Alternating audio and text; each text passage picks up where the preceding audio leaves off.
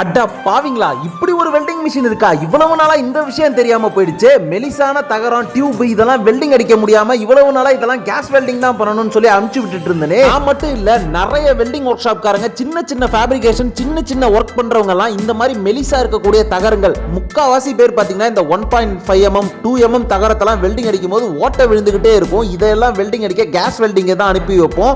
So இதெல்லாம் நம்ம welding அடிச்சுக்கிற முடியும். சின்ன சின்ன ஃபேப்ரிகேஷன் ஒர்க் பண்றவங்களுக்குலாம் இது ரொம்ப ரொம்ப யூஸ்ஃபுல்லான மிஷின். இந்த பார்சல் என் கைக்கு கிடைச்சோடனே உள்ள மிஷின் இருக்கா இல்லையா அப்படிங்கிற டவுட்ல தாங்க வாங்கினேன். ஏன்னா அந்த அளவுக்கு மிஷின் ரொம்ப ரொம்ப ரொம்ப போர்ட்டபிலிட்டி, ரொம்ப சின்ன மிஷினுங்க. என் கையில் இருக்கக்கூடிய இந்த மிஷினை பார்த்தீங்களா, 1 அடி நீட்டு 1/2 அடி ஹைட்டு, அவ்வளவுதான் மிஷினே. இந்த மிஷினுக்குள்ள இவ்வளவு விஷயம் இருக்கா அப்படின்னா உண்மைதாங்க. கடுகு சிறுத்தாலும் காரம் குறையாது அப்படிங்கிற மாதிரி இந்த மிஷின்ல மொத்தம் 3 வகையான வெல்டிங் பண்ண முடியும். நார்மலா வெல்டிங் ராட் யூஸ் பண்ணி வெல்டிங் அடிப்போம் இல்லையா, ஆர்க் வெல்டிங், அதுவும் இதுல அடிக்க முடியும். மிக் அப்படின்னு சொல்லக்கூடிய கேஸ்லெஸ் மிக், FCAW னு சொல்லுவாங்க. அதாவது இதுக்கு கேஸ் தேவையில்லை, நம்ம டைரக்டா அந்த காயில போட்டு இதுல அடிக்க முடியுங்க வெல்டிங். அதே மாதிரி டிக்னு சொல்லக்கூடிய லிஃப்ட் டிக், அதாவது ஸ்கிராட்ச் ஸ்டார்ட்னு சொல்லுவாங்க. டிக்குக்கான ஹோல்டரை லைட்டா நம்ம எர்த்ல டச் பண்ணி, அதாவது ஜாப்ல டச் பண்ணி கையை மேல தூக்கி அதுக்கப்புறமா வெல்டிங் பண்ணுவோம். அதுதான் வந்து லிஃப்ட் டிக்னு சொல்லுவாங்க. அந்த மெத்தடும் இதுல நம்ம அடிக்க முடியும். வளவலன்னு பேசாம விஷயத்துக்கு வரேன். என் கையில இருக்கு பாத்தீங்களா, அதுதான் 1 கிலோ ஸ்பூலுங்க. மிஷின் வாங்கும் போதே பாத்தீங்கன்னா நமக்கு வந்து ஒரு மிக் டார்ச் கொடுப்பாங்க. அதே மாதிரி 1 கிலோ MS காயில், அதாவது இப்ப கையில பக்கத்துல இருக்கு பாத்தீங்களா, அந்த காயில் கொடுப்பாங்க. அந்த காயில போட்டு தான் நம்ம வெல்டிங் பண்ணோம். முக்கியமா இந்த பட்டனை கவனிங்களேன். இந்த பட்டனை நம்ம ஒவ்வொரு தடையும் பிரஸ் பண்ணும்போது நார்மல் ஆர்க் வெல்டிங் அடிக்கணும்னா MMA ல வைக்கணும். அதே மாதிரி ஃப்ளக்ஸ் கோட் ஆர்க் வெல்டிங், அதாவது கேஸ்லெஸ் மிக்கா நீங்க யூஸ் பண்ணணும்னா நீங்க வச்சிருக்கக்கூடிய காயில் டேபிள்ல கிடக்கு பாருங்க, அந்த காயில் வந்து 0.8 இல்ல 1 mm அப்படிங்கறத பார்த்துக்கிட்டு அதுக்கு தகுந்த மாதிரி அந்த சுவிட்சை அழுத்தி கரெக்டா அந்த பாயிண்ட் அதுல செட் பண்ணிக்கிட்டு நம்ம அந்த காயில வந்து செட் பண்ணி வெல்டிங் அடிக்க வேண்டியதாங்க.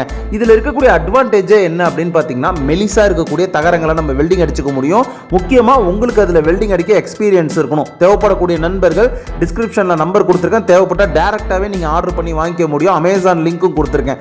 இப்போ பாத்தீங்கன்னா இந்த மிஷினை ஃபுல் ரிவ்யூ பார்த்துக்கோங்க. இப்போ நம்ம என்ன பண்ண போறோம்னா, இந்த காயில வந்து இதுல இன்சர்ட் பண்றோம். இந்த மாதிரி இன்சர்ட் பண்ணும்போது அதுல இருக்கக்கூடிய அந்த ஒயரை வந்து வெளியில எக்காரணத்தை கொண்டு எடுத்துறாதீங்க. இப்போ நான் பண்ற மாதிரி லாக் பண்ணிக்கோங்க. இந்த மாதிரி லாக் பண்ணி முடிச்சதுக்கு அப்புறம் பக்காவா டைட் வச்சுக்கோங்க. காரணம் என்னன்னு கேட்டீங்கன்னா, நீங்க வந்து இப்போ அதுக்கு முன்னாடியே அந்த காயில இருக்கக்கூடிய லீடை வெளியில எடுத்துட்டீங்கன்னா ரொம்ப அதிகமா சரசரன்னு கீழே வந்துருங்க. ஸோ அது வந்து உங்களுக்கு பெரிய இஷ்யூ ஆயிடும். இப்போ நீங்க பாத்தீங்கன்னாலே தெரியும், நம்ம வந்து அந்த காயில் அதில் ஃபிக்ஸ் பண்ணி லாக் பண்ணிட்டோம். அடுத்தது பாத்தீங்கன்னா அதுலேருந்து இருக்கக்கூடிய அந்த லீடு இருக்கு பார்த்தீங்களா, அந்த லீடை வந்து அந்த முனையை லைட்டாக கட் பண்ணி விட்டுட்டு இப்போ அந்த லீடை நான் எப்படி அந்த ஒயரை வந்து அதுக்குள்ளே விடுறேன் அப்படிங்கிறது நல்லா செக் பண்ணிக்கோங்க. நல்லா ஒரு தடவைக்கு 2 தடவை வீடியோவை பாஸ் பண்ணி பாருங்க. அவசரப்பட்டு எதுவும் பண்ணிடாதீங்க, அது உங்களுக்கு வந்து பெரிய சிக்கலாக போயிடும். இப்போ பார்த்தீங்கன்னா தெரியும் நம்ம எந்த அளவுக்கு பொறுமையாக அதுக்குள்ளே விடுறோம் பாருங்க. இந்த மாதிரி விட்டு வெளியில், அதாவது மிஷினோட அவுட்புட்டில் நம்ம வெளியில் எடுக்கணும். அது வரைக்கும் நம்ம பொறுமையாக இருக்கணும். மிஷினோட அவுட்புட் அப்படின்னா என்னன்னா, மிக்குக்கான ஹோல்டர் இருக்கு பார்த்தீங்களா, அதை எங்கே ஃபிக்ஸ் பண்ண போகிறோமோ அதுக்கிட்ட வெளியில் வந்துருச்சு பாருங்க. ஸோ இப்போ நான் விரல வச்சிருக்கேன் பார்த்தீங்களா, அதுக்கிட்ட வெளியில் வந்துருச்சு.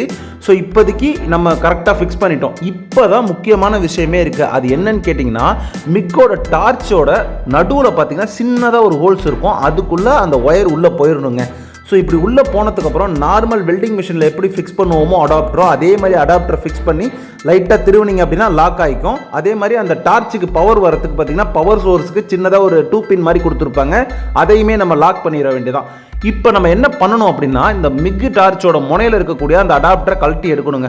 உள்ளுக்குள்ள சின்னதாக ஒரு நாசில் டிப் கொடுத்துருப்பாங்க. அந்த டிப்பை கழட்டி எடுத்துட்டு என்ன பண்ணணும் அப்படின்னு கேட்டிங்கன்னா, கீழே வச்சுட்டு பத்திரமா இப்போ நம்ம மிஷினை ஸ்டார்ட் பண்ணணும். மிஷினை ஸ்டார்ட் பண்ணி என்ன பண்ணணும்னா, அந்த ட்ரிக்கரை ப்ரெஸ் பண்ணிங்கன்னா மிஷினில் அந்த ஃபீட் ஆக ஆரம்பிக்கும். அந்த ரோல் வந்து ஃபீட் ஆகி கொஞ்சம் கொஞ்சமாக அந்த ரோல் வெளியில் வர ஆரம்பிக்கும். ஏன் இந்த மாதிரி பண்ணணும் அப்படின்னு கேட்டிங்க அப்படின்னா, முக்கியமான விஷயமே என்னென்னா, உள்ளுக்குள்ளேருந்து வரக்கூடிய அந்த ஃபீடானது அந்த நாசிலோட துவாரத்து வழியாக ஈஸியாக வராது. ஸோ அந்த மாதிரி நேரங்களில் நீங்கள் ஃபீட் பண்ணிக்கிட்டே இருந்தீங்கன்னா உள்ளுக்குள்ளே வந்து சிக்கிக்கிறதுக்கான வாய்ப்புகள் இருக்குது. அதுக்கு தான் சொல்கிறேன். நான் இப்போ டிப்பை கழட்டி கீழே வச்சுட்டேன். இப்போ நான் என்ன பண்ணுறேன், அந்த சுவிட்சை அழுத்தி ஃப்ளக்ஸ் கோட் ஆர்க் வெல்டிங்கில் 1 mmக்கு நான் செட் பண்ணிவிட்டு இப்போ வந்து ஸ்டார்ட் பண்ண போகிறேன். நம்ம இப்போ மாட்டியிருக்கிறது 1 mm காயில். ஸோ 1 mm வச்சுட்டேன். MS காயிலுங்க. ஸோ MS பிளேட்டில் நம்ம வெல்டிங் அடிச்சுக்கிற முடியும். இப்போ பாருங்களேன், நான் ட்ரிக்கரை ப்ரெஸ் பண்ண ஆரம்பிச்சிட்டேன். இங்கே மோட்டார் ஓட ஆரம்பிச்சிருச்சு. ஆட்டோமேட்டிக்காக ரோல் சுற்ற ஆரம்பிச்சிருச்சு. ஸோ அந்த ஃபீடுக்கான ஒயர் கொஞ்சம் கொஞ்சமாக அந்த ஆர்க்கு மிக் டார்ச் வழியாக வெளியில் வர ஆரம்பிக்க போது, இந்த ஒயர் வெளியில் வந்ததுக்கு அப்புறம் என்ன பண்ணணும்னா, அந்த நாசிலோட டிப்பை ஆல்ரெடி நம்ம கழட்டி கீழே வச்சிருந்தோம். அது வெளியில் வந்துருச்சு. இப்போ நம்ம அந்த நாசிலோட டிப்பை கண்டிப்பாக அந்த ஹோல்ஸ் வழியாக உள்ளே விட்டு ஃபுல்லாக லாக் பண்ணிவிட்டு மேலே இருக்கக்கூடிய கேப்பை போட்டு க்ளோஸ் பண்ணணும். அவ்வளவு தாங்க விஷயம். ஸோ இதுக்கப்புறம் நம்ம என்ன பண்ண போகிறோம் அப்படின்னு பார்த்தீங்கன்னா எர்த்து கிளாம்பு நார்மல் வெல்டிங் மிஷின்லலாம் நம்ம எப்படி வந்து உள்ளே தள்ளி விட்டு லைட்டாக திருப்புவோம். யூரோ கனெக்டர்னு சொல்லுவாங்க. ஸோ அந்த மாதிரி தான் கனெக்டர்ஸ் இருக்கும். ஸோ அதை நம்ம வந்து யூஸ் பண்ணி நம்ம நார்மலாக வெல்டிங் பண்ணிக்கிற வேண்டியதாங்க. இதில் இருக்கக்கூடிய முக்கியமான அட்வான்டேஜ் என்னன்னு பார்த்தீங்கன்னா நம்ம ஒரே டைமில் மிக் அடிச்சுக்க முடியும். இதே வெல்டிங் மிஷினை பயன்படுத்தி ஆர்க் வெல்டிங் அடிச்சுக்க முடியும், லிஃப்ட் டிக் அடிக்க முடியும், கேஸ்லெஸ் மிக்காக நம்ம யூஸ் பண்ண முடியும். நிறைய நண்பர்கள் மிக்குக்கு வந்து CO2 யூஸ் பண்ணி தான் அடிக்க முடியும்னு கேட்குறீங்க. CO2 யூஸ் பண்ணி அடிக்கக்கூடிய விஷயங்கள் வந்து பார்த்தீங்கன்னா நம்ம வந்து பெரிய பெரிய இண்டஸ்ட்ரீஸ் அந்த மாதிரி பர்போஸ் போகிறோம் அப்படின்னா அந்த மாதிரி விஷயங்களை பயன்படுத்தலாம். சின்ன ஃபேப்ரிகேஷன் ஒர்க்கு சின்ன ஒர்க்குக்கெலாம் வந்து பார்த்தீங்கன்னா CO2 யூஸ் பண்ண முடியாது. அந்த மாதிரி இடங்கள்லாம் வந்து பார்த்தீங்கன்னா இந்த மாதிரி மிஷின்ஸை நம்ம பயன்படுத்திக்கிற முடியும்.